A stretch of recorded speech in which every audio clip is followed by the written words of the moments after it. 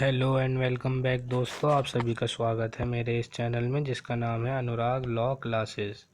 तो हम पढ़ रहे थे कॉन्स्टिट्यूशन ऑफ इंडिया और आज हम पढ़ेंगे article 21 protection of life and personal liberty और इसके हम सारे केस भी पढ़ेंगे। तो इसमें हमें बता रखा है कि किसी भी पर्सन को डिप्राइव नहीं करा जा सकता है उसकी लाइफ और पर्सनल लिबर्टी के except procedure establish by law. तो इसमें हमें बता रखा है कि आप कोई भी किसी भी पर्सन की लाइफ और पर्सनल लिबर्टी नहीं लेंगे मगर लॉ द्वारा उस पर्सन की लाइफ लिबर्टी ली जा सकती है।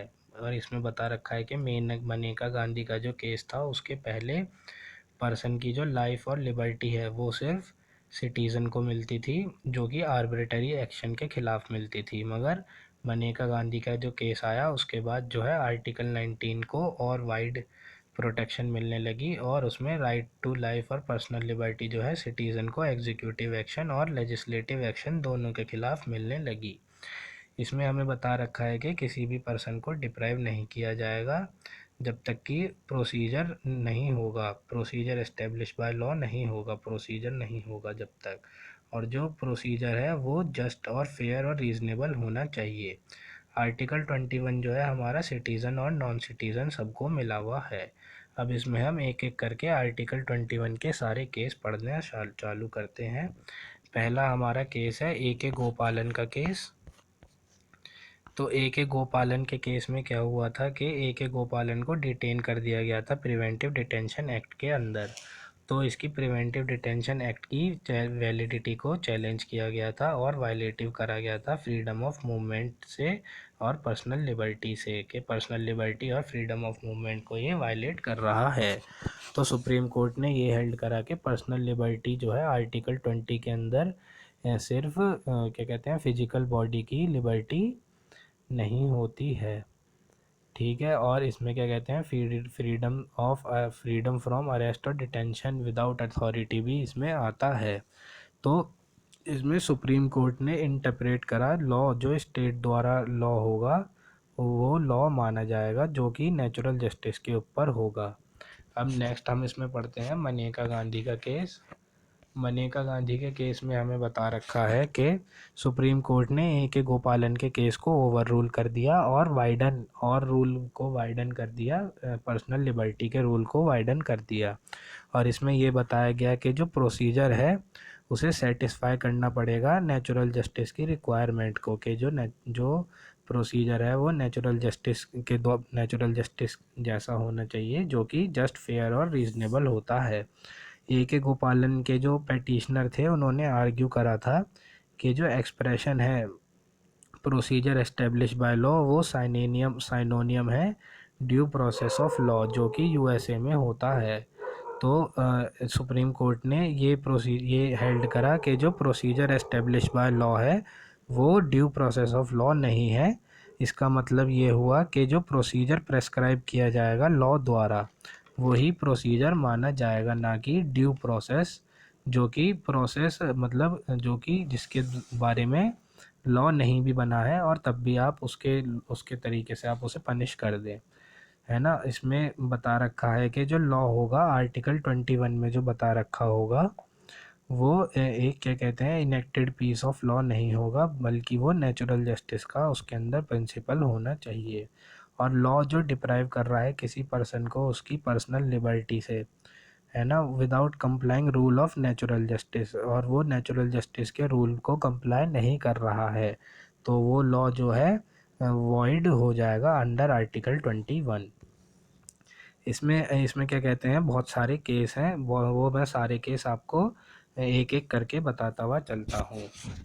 अब इसमें नेक्स्ट केस आ जाता है people union for democratic right versus union of India. People union for democratic right versus union of India. इसमें हमें बताया गया था कि एक पर्सन के पास राइट है कि ह्यूमन डिग्निटी के साथ जीने का। नेक्स्ट हमारा केस आ जाता है Olga Tellis versus Bombay municipal corporation. Olga Tellis versus Bombay municipal corporation में राइट टू लाइवलीहुड बताया गया था। नेक्स्ट हमारा केस है PUCL versus union of India. PUCL ये टेलीफोन टैपिंग केस भी इसे कहा जाता है। तो इसमें बताया गया था कि टेलीफोन टैपिंग, अगर आप किसी के टेलीफोन की बातें सुन रहे हैं तो वो राइट टू प्राइवेसी का इन्वेजन होता है। नेक्स्ट केस है हमारा चमेली सिंह वर्सेस यूपी। चमेली सिंह के केस में हमें राइट टू शेल्टर के बारे में बताया गया था कि एक पर्सन के पास राइट टू शेल्टर भी होता है। Right to die is not a fundamental right. तो right to die is not a fundamental right किस में बताया गया था? ये हमें पी रथी नाम के केस में बताया गया था। तो पी रथी नाम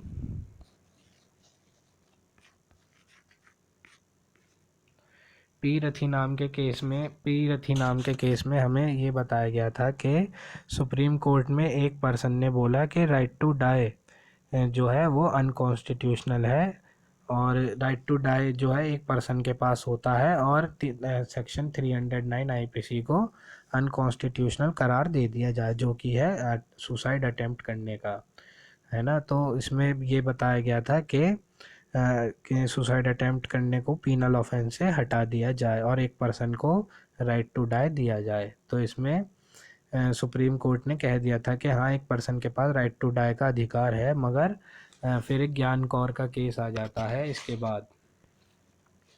तो ज्ञान कौर का केस जब आ जाता है, तो ज्ञान कौर का केस जब आता है तो पी रथी नाम के केस को ओवर रूल कर दिया जाता है, और ये बता दिया जाता है कि राइट टू लाइफ में राइट टू डाई नहीं होता है। ठीक है, और इसमें ये बताया जाता है कि जैसे लाइफ और डेथ जो है एक दूसरे के अपोजिट है, ऐसी राइट टू लाइफ में कभी भी राइट टू डेथ नहीं होगा।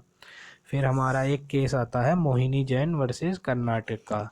तो इसमें मोहिनी जैन जो थी वो मेरठ की थी, और उसको उसने क्या कहते हैं, एक कर्नाटक कर्नाटक के इंस्टीट्यूट में एक एडमिशन लेना चाहा।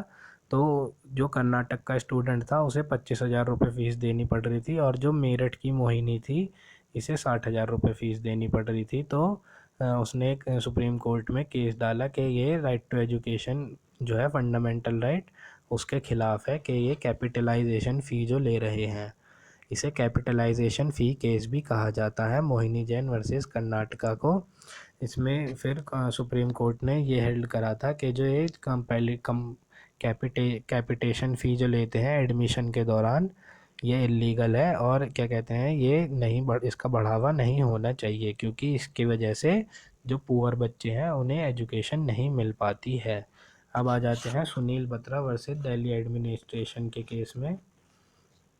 सुनील बत्रा वर्सेस दिल्ली एडमिनिस्ट्रेशन के केस में इसमें ये हुआ था कि राइट अगेंस्ट सॉलिटरी कन्फाइनमेंट के बारे में बताया गया था कि सॉलिटरी कन्फाइनमेंट के ख़िलाफ़ आपके पास राइट है। तो इसमें दो जो कॉन्विक्ट थे उनको तिहाड़ जेल में सॉलिटरी कन्फाइनमेंट के अंदर रख दिया गया था, और जैसे ही उनकी सॉलिटरी कन्फाइनमेंट की डेट ख़त्म होने वाली होती थी, उससे पहले उनकी डेट को रिवाइज़ कर देते थे, और फिर उन्हें सॉलिटरी कन्फाइनमेंट में रख दिया जाता था। ठीक है, तो इसमें ये हेल्ड करा सुप्रीम कोर्ट ने कि जो प्रिजन में जो ये एक्ट करा गया है जेल अथॉरिटी द्वारा कि उनके ऊपर सॉलिटरी कन्फाइनमेंट लगा दी जाती थी बार बार, तो ये इलीगल था। और जो सॉलिटरी कन्फाइनमेंट है ये एक सब्सटेंटिव पनिशमेंट होती है, जो कि कोर्ट ऑफ लॉ द्वारा लगाई जाती है, ना कि जेल के द्वारा लगाई जाती है। इसमें हमारा नेक्स्ट केस आ जाता है हुसनैरा खातून वर्सेस होम सेक्रेटरी बिहार। इसमें राइट टू स्पीडी ट्रायल के बारे में बता रखा है। अब हमारा नेक्स्ट केस आ जाता है टीवी वाथे सवरान वर्सेस तमिलनाडु। तो टीवी वाथे सवरान में इसमें बताया गया था कि अगर डेथ सेंटेंस में डिले होता है और 2 साल से ज़्यादा डिले हो जाता है डेथ सेंटेंस देने में, तो उसके जो जिस ग्राउंड पे उसे डेथ सेंटेंस मिली है वो इन्वोक करी जा सकती है। अब नेक्स्ट इसमें आ जाते हैं PUCL versus union of India, जिसमें बता रखा है कि स्टेट जो है फ्री में खाना प्रोवाइड करेगी जिनको जो इंडिजेंट पर्सन होते हैं। एक इसमें केस आ जाता है रूदल शाह का बहुत फेमस केस है। इसमें क्या हुआ था कि एक जो रूदल शाह पर्सन था इसे 14 साल जेल में रखा गया था, और बाद में ये पता चला कि इसके ऊपर तो जो ऑफेंस लगाया गया था ये उसने वो काम करा ही नहीं था, तो स्टेट ने उसे कंपनसेशन देने के लिए भी कहा गया था। तो इसमें ये बता रखा है कि अगर वो कॉन्स्टिट्यूशनल राइट का वायलेशन होता है तो मॉनेटरी कंपनसेशन भी मिल सकता है। अब हम पढ़ लेते हैं कि एमरजेंसी के दौरान आर्टिकल 21 का क्या होता है। तो एमरजेंसी के दौरान आर्टिकल 21 जो है वो अगर 44 अमेंडमेंट से पहले देखें तो उसमें क्या कहते हैं, सारे राइट सस्पेंड हो जाते थे जो कि आर्टिकल 21 द्वारा दिए जाते थे। इसमें क्या कहते हैं, आर्टिकल 359 में प्रेसिडेंट को एम्पावर किया गया था कि वो सस्पेंड कर सकता है किसी भी पर्सन को कि वो कोर्ट में ना जा सके और वो अपना आर्टिकल 21 का जो है राइट वो एनफोर्स नहीं करवा सकता इमरजेंसी के दौरान। प्रेसिडेंट इसमें आर्टिकल 359 में एम्पावर्ड है। तो इसमें क्या कहते हैं, आर्टिकल 21 जो है सबसे पहले सस्पेंड हुआ था 1962 में जब चाइनीज़ अटैक हुआ था। फिर सेकंड टाइम जो है हमारा आर्टिकल 21 सस्पेंड हुआ था 1971 में। थर्ड टाइम हमारा 1976 में हुआ था और 1971 में जब पाकिस्तान ने अटैक कर दिया था तब सस्पेंड हुआ था। और थर्ड टाइम जो है हमारा जब इंदिरा गांधी प्रेसिडेंट थी और उन्होंने जब इमरजेंसी डिक्लेयर कर दी थी इंटरनल डिस्टर्बेंस की वजह से, तब हमारा आर्टिकल 21 थर्ड टाइम क्या कहते हैं सस्पेंड हुआ था। फिर हमारा एक केस आ जाता है ADM Jabalpur versus S Shukla. तो ये हमारा केस जो है इसका नाम है हीबियस कॉर्पस केस। हीबियस कॉर्पस केस इसका नाम है, ADM Jabalpur versus S Shukla. इसमें बताया गया था कि आर्टिकल 21 जो है वो जो है राइट टू लाइफ और पर्सनल लिबर्टी को बचाता है। वो अकेला ही एक आर्टिकल है पूरे कॉन्स्टिट्यूशन में जो राइट टू लाइफ और पर्सनल लिबर्टी देता है किसी भी पर्सन को। और इसमें बता रखा है कि right to move to any court जो है वो सस्पेंड किया जा सकता है प्रेसिडेंशियल ऑर्डर द्वारा। तो उसमें क्या कहते हैं, कोई भी क्या कहते हैं, अगर प्रेसिडेंशियल ऑर्डर द्वारा कोई भी right to move to court अगर सस्पेंड किया गया है तो उसके खिलाफ कोई भी रिट पिटीशन डाली नहीं जाएगी उस डिटेंशन को लेके। मगर आर्टिकल 44 के बाद 44 अमेंडमेंट के बाद 44 अमेंडमेंट के बाद आर्टिकल 359 को बदल दिया गया और ये कहा गया कि जो राइट टू लाइफ और लिबर्टी है वो सस्पेंड नहीं हो सकती है प्रेसिडेंशियल ऑर्डर के बाद भी। ठीक है, अब हम जो है आर्टिकल 21A नेक्स्ट वीडियो में कवर करेंगे। इतने आप देखते रहिए। धन्यवाद।